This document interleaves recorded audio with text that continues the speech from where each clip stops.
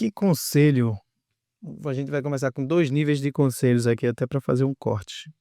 Que conselho você daria para um jovem que ingressou no Big Four como trainee, para que ele se mantenha até aquela posição que você disse, gerente, ou consiga fazer esse translado até sócio? De cada 100 trainees que entram em Big Four, 1 vira sócio, né. Então, a gente precisa aprender o que que acontece, né. Mas o segredo realmente ali é você entregar mais do que esperam de você, tá. O grande problema é você ficar na média.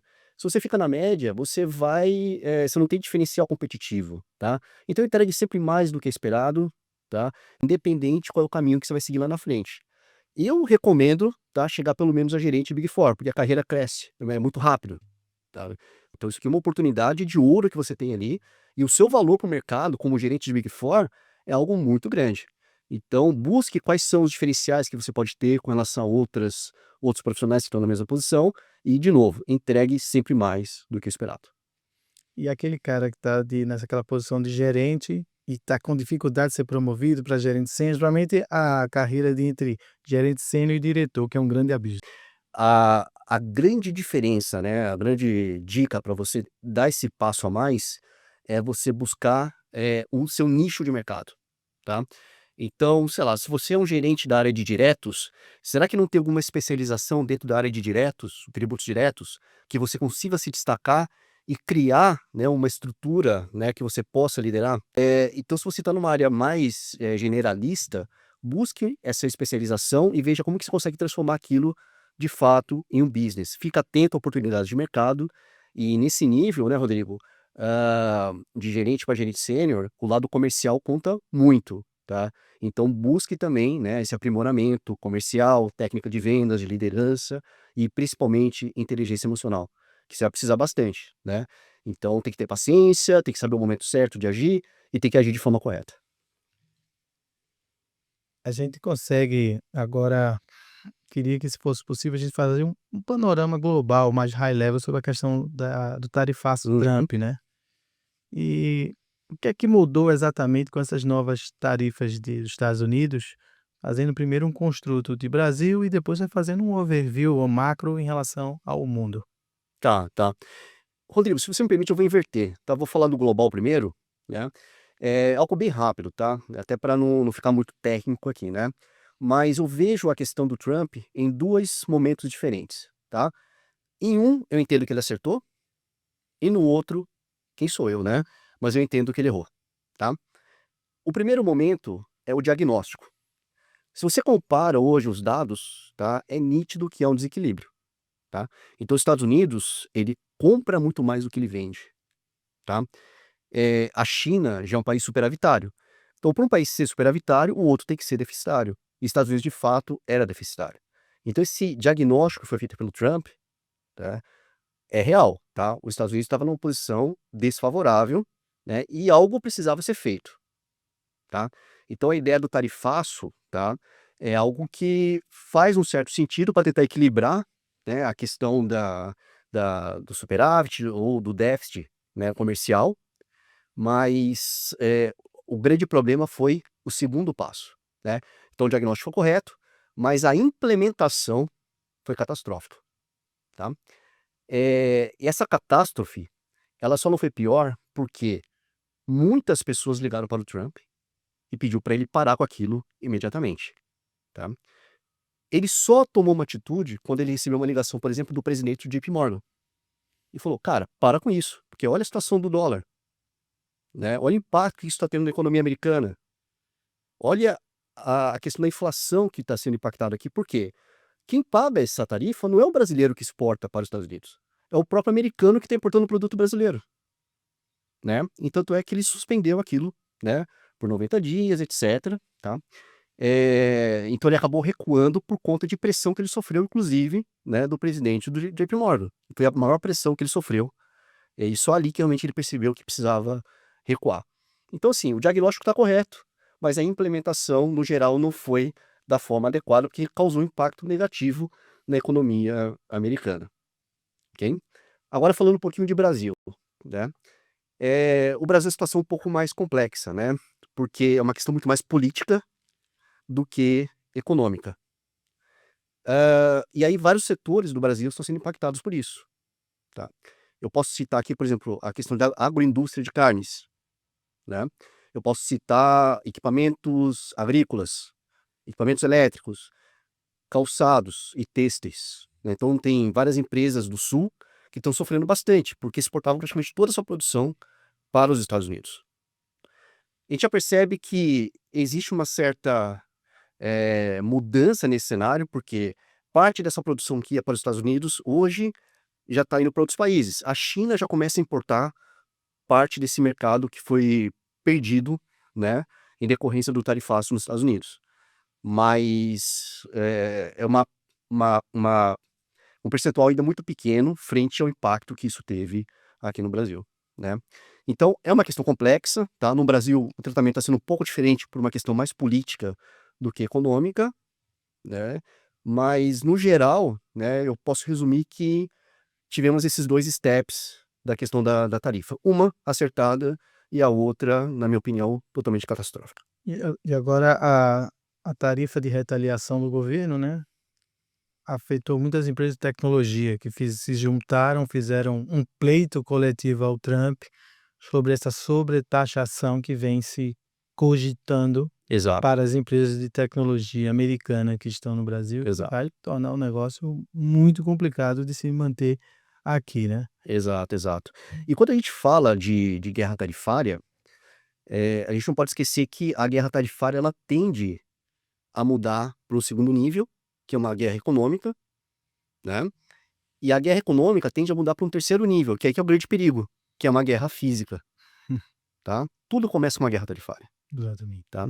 Então a gente já começa a prever algumas coisas que podem acontecer em decorrência disso.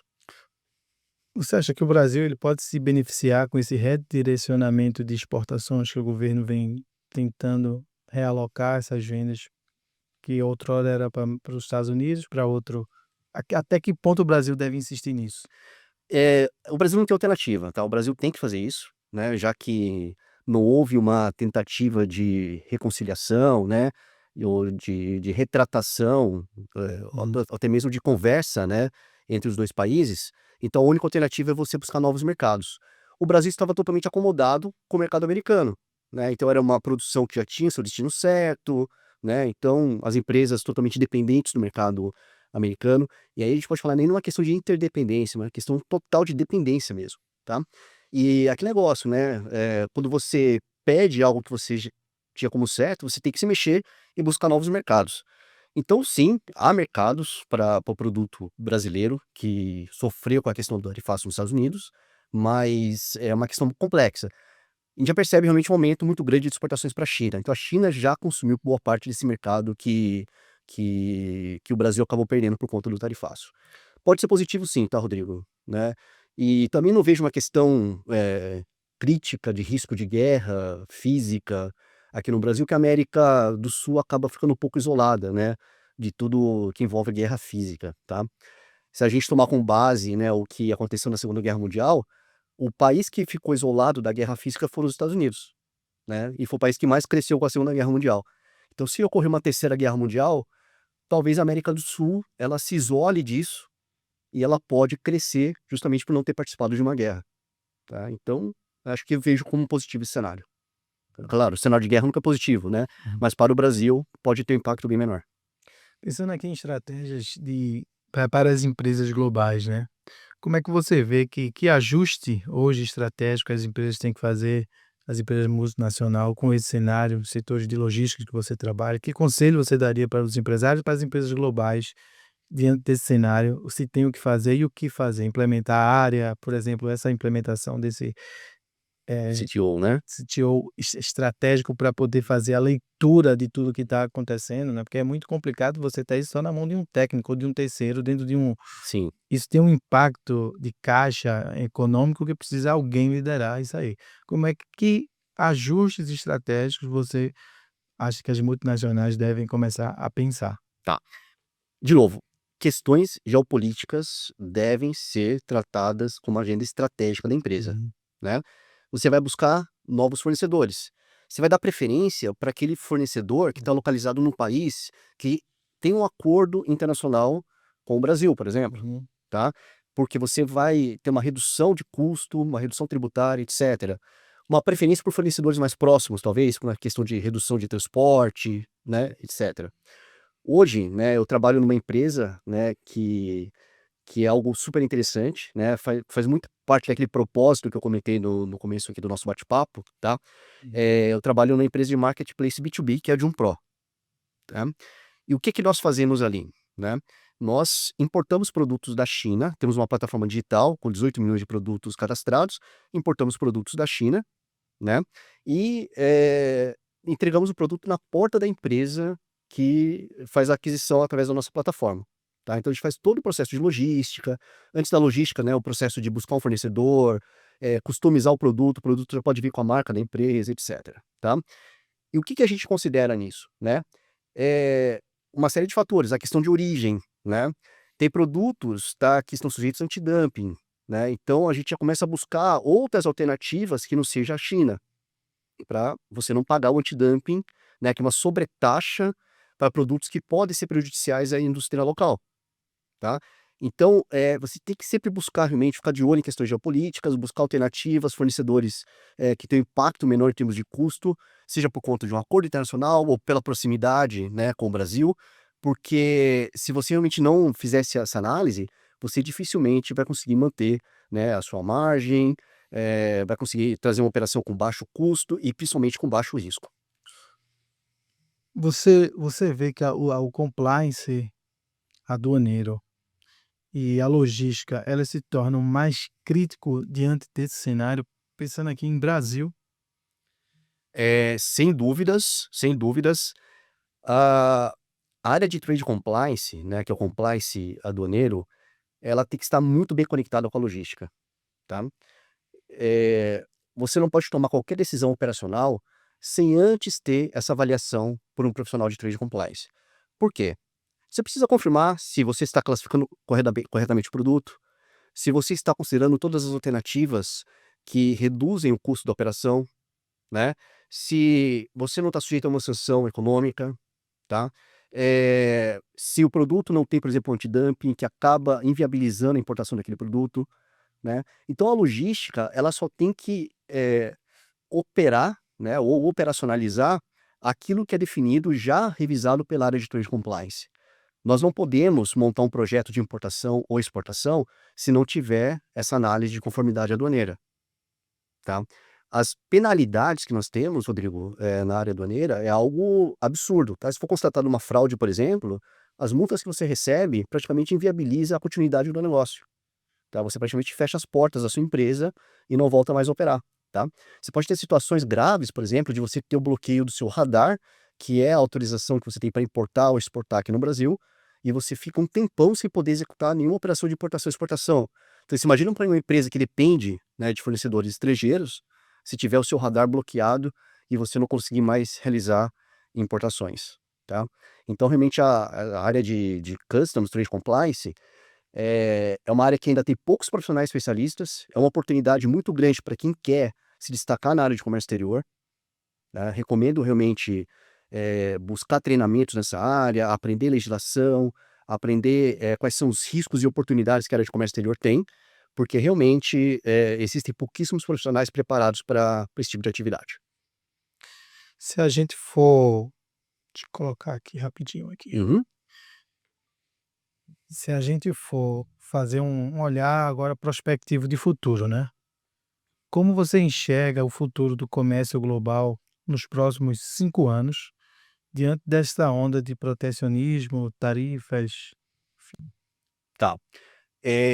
Você precisa buscar parceiros, especializados e conhecimento técnico, tá? Para que você possa sobreviver esse momento de incerteza de uma forma super tranquila, né?